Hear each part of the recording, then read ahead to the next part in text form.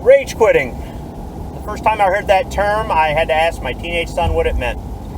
After talking to him, the gist I got is that it comes from the online gaming community, where you're on a game with multiple people and you've got some people that are just trash talking you and you don't like it. You let it trigger you. Or you're working as a team and some of the people want to screw off and they're not interested in accomplishing the mission, and you're doing all the work while they're screwing off, and you're trying to get them to jump in and help. They won't help you out. They just kind of hang you out to dry, and you let that trigger you. Or they all gang up on you and, pick on you, I guess in a virtual way, or maybe even, in their comments, and you let that trigger you. But more or less, you let their actions, their words, virtually trigger you, and you decide to drop off of the game, drop out. Now, I don't do any of that online gaming crap or any of that stuff. I'm a little bit old for that stuff. That's for kids. But I do jump onto panels on YouTube shows. Typically YouTube shows about firearms, the Second Amendment, or prepping. And there's some regular shows that I like to go on. Then there's some other shows that I go on from time to time. And on a rare occasion, I get to be a guest on somebody else's show that, maybe this is the one and only time I'm ever going to be on there. I enjoy doing the shows. I really do. It's part of my involvement in the fight for the Second Amendment, but it's also a way that I've made a lot of really good friends over the years. And even though sometimes doing the shows can be like work, and sometimes it can be frustrating, usually because of the host. Yeah, I said it, the host. I still come back for more because I really do enjoy doing the shows. And these are my friends most of the time. Now, somebody might say that if I let myself get triggered by the words of somebody else on the panel, or a guest on the show, or even the host, or maybe even somebody trolling out in the live chat, and I decide to drop out, that I've rage quit. I think my problem with the word, or with the term rage quitting, is that I don't think it's an accurate term. Now, I'm not asking anybody to change the language. There's plenty of people out there that are constantly trying to change our language, and I really don't see a need for it. I mean, for example, John Garand invented the Garand rifle, okay? And it's going to be the Garand rifle to the day I die. You're not getting me to change, all right? There's an example. So I'm not asking anybody to change, but I want to talk about the word rage. See, for some of you guys, rage is just angry or very angry.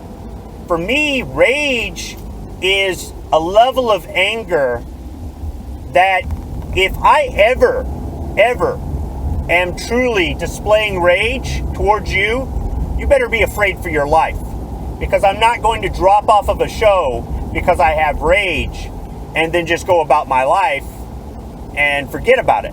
I'm dropping off the show because I'm going out to get in my truck to drive to your house to beat the living hell out of you, or possibly worse.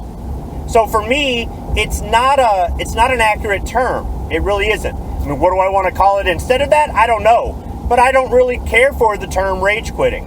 And I don't really know how often I would actually use it. I would say they just quit. I guess it's like hate speech. It's not hate speech. If you think it's hateful, that's on you, not on me. It's just speech. So did they rage quit, or did they just quit? In my book, they just quit. And I don't care if they quit because they had a technical issue. I don't care if they quit because something came up and they had to go address that, because real life is definitely more important than these shows.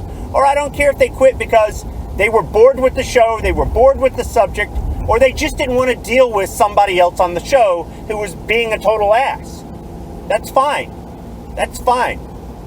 And if you'll notice, there are those people who, when you get into a debate, a heated debate with them, or even an argument on the show, that they will steer that argument in a direction that's going away from the argument to keep control of it.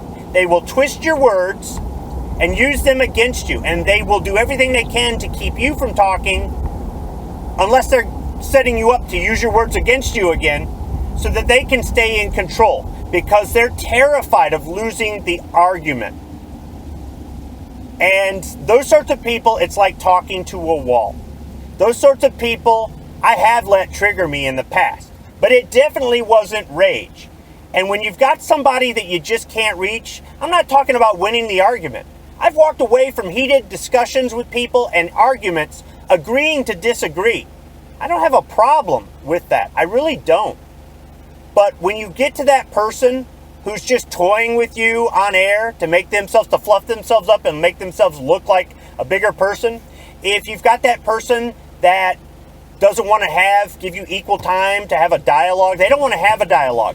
When you've got to deal with that person who has the need to feel in control because they're insecure and they're weak and they're just using you as a way to hide that, to make themselves look big because they're covering up their cowardice, I don't have time in my life for people like that.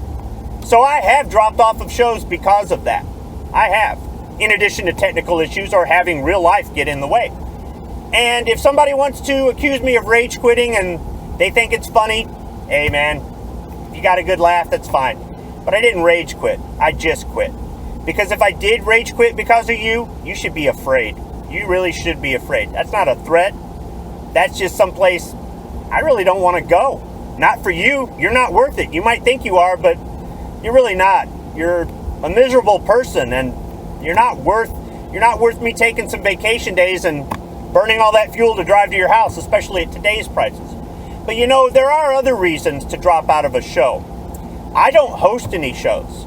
And a lot of the shows that I go on, the host is a friend of mine. And if I'm doing something that might jeopardize their channel, might jeopardize their monetization, might embarrass my friend who's the host, then I might leave the show before I make it any worse. Out of respect for them, not just as a host, but as my friend. Even though if they respected me back, I think they would stand up for me. Some people call that white knighting, because I've stood up for my friends before. Hey, whatever. Call it whatever you want. There's another phrase that I don't agree with, but once again, I'm not asking you to change the language. But if you don't want to do that, that's fine. It's your prerogative. It's your channel. And I also do a lot of these shows while I'm at work. Now, sometimes I'm not in a position to talk when I'm at work, and other times I can. But if I'm letting myself get triggered for whatever reason, and I'm about to cuss somebody out loudly and the entire factory can hear me, that could jeopardize my job. So I might just go ahead and leave just because it makes more sense. You're not worth losing my job over. You're just not. So that's my take on rage quitting. I don't know if I made any sense there. I don't know if I triggered anybody, or somebody's going to think that at the end of this video I just rage quit the video. I didn't rage quit. Video's over. I just quit.